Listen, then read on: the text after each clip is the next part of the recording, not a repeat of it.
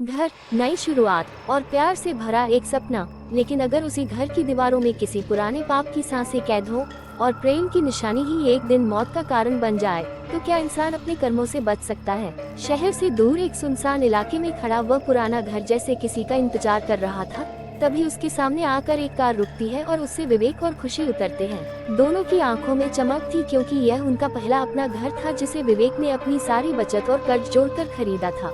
घर के अंदर धूल, जाले और बदबू थी, पर दोनों ने मिलकर उसे साफ करना शुरू किया। विवेक सफाई करता और खुशी घर सजाती, दीवारों पर रंग चढ़ता, फोटो फ्रेम लगते और धीरे धीरे वह खंडहर जैसा घर रहने लायक बन जाता। एक शाम दोनों बैठकर सीमेंट से अपने हाथों का एक शो पीस बनाते हैं और उसे अपने बिस्तर के पास रख देते हैं। उसे देखकर दोनों मुस्कुराते हैं, जैसे वह उनके प्यार की निशानी हो।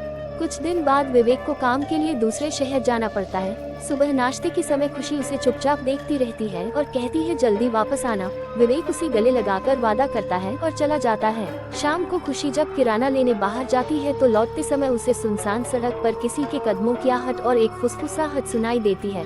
वह पीछे मुड़कर देखती है, लेकिन वहाँ कोई नहीं होता। वह घबराकर घर लौट आती है। रात को टीवी देखते हुए उसे विवेक का कॉल आता है। बात खत्म करके वह बाथरूम में जाती है। तभी अचानक टीवी अपने आप बंद हो जाता है और सन्नाटा छा जाता है।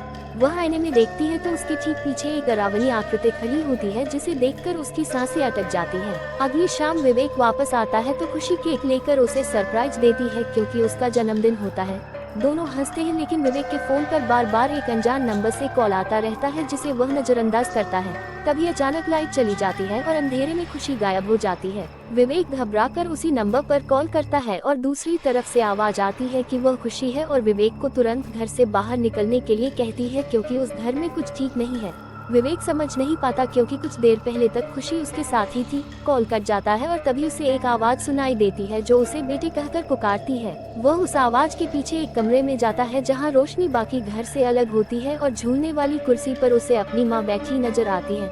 वह भावुक होकर उनका हाथ पकड़ता है, लेकिन जब चेहरा देखता है तो आधा चेहरा माँ का और आधा उसी डरावनी आकृति का होता है, जो कहती है कि तूने मुझे मार दिया। अचानक सब अंधेरा हो जाता है। विवेक दरवाजा खोलने की कोशिश करता है, पर दरवाजा नहीं खुलता और वह घबरा जाता है। उसी समय असली खुशी घर के पीछे से बेसमेंट के रास्ते अंदर आने की कोशिश कर रही होती है। विवेक बाथरूम में छुपा काम रहा होता है। उसे याद आता है कि उसके पास फोन है और वह खुशी को कॉल करता है, लेकिन फोन की घंटी घर के अंदर ही बजती है, जिससे वह और डर जाता है। वह धीरे धीरे किचन की ओर बढ़ता है, जहाँ उसे फर्श पर खून लगा फावड़ा दिखाई देता है और छत पर खुशी जैसी आकृति दिखती है, जो उसे उसके पाप की याद दिलाती है। अचानक उसके दिमाग में वह रात ताज़ा हो जाती है जब वह कार चला रहा था।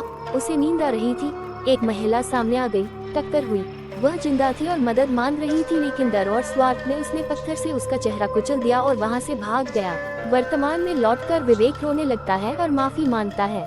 तभी घर के हर कोने से फुसफुसाहट की आवाजें आने लगती हैं। दीवारों पर जैसे परछाया रेंग रही हो।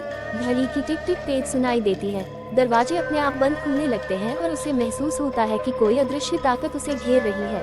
उसे अपने कमरे के पास वही हाथों वाला शोपीस दिखाई देता है, जो हल्का सा हिल रहा होता है, जैसे किसी ने उसे छुआ हो। वह डरते हुए उसे उठाता है, तभी उसके पीछे कदमों की आहट होती है। वह मुड़ता है तो कोई नहीं होता, लेकिन शोपीस उसके हाथ से गिर जाता है और उसमें दरार आ जाती है। अचानक उसे खुशी की चीख सुनाई देती है और वह आवाज के पीछे भागता है। पूरे घर में उसे खुशी नजर नहीं आती। हर कमरे में अजीब सन्नाटा और ठंडी हवा बहती रहती है। फिर उसे किचन से आवाज आती है और वह दौड़ता है। वहाँ उसे वही आकृति दिखती है, जो अब साफ बोलती है कि उसने एक माँ को उसके बच्चों से छीन लिया और अब उसका हिसाब होगा। विवेक घुटनों के बल बैठकर माफी मांगता है, रोता है, लेकिन वह आकृति धीरे धीरे उसकी ओर बढ़ती है। सुबह होती है और धूप खिड़की से अंदर आती है। खुशी किचन में होश में आती है। उसके हाथों और चेहरे पर चोट के निशान होते हैं। उसे कुछ याद नहीं होता। वह लड़खड़ाते हुए लिविंग रूम में आती है और उसकी आंखें डर से फैल जाती हैं, क्योंकि वहाँ फर्श पर विवेक की लाश पड़ी होती है और उसका चेहरा उसी हाथों वाले शोपीस से कुचला हुआ होता है, जिसे दोनों ने मिलकर प्यार से बनाया था। घर में फिर वही सन्नाटा छा जाता है, जैसे दीवारें भी उस पाप की गवाह बन चुकी हो और हवा में अब भी वही फुसफुसाहट गूंज रही हो, जो कहती है कि इंसान अपने पाप से भाग सकता है, लेकिन अपने कर्मों के हिसाब से कभी नहीं बच सकता। ऐसी ही रहस्यमय और डरावनी कहानियों के लिए हमारे YouTube चैनल को सब्सक्राइब जरूर करें।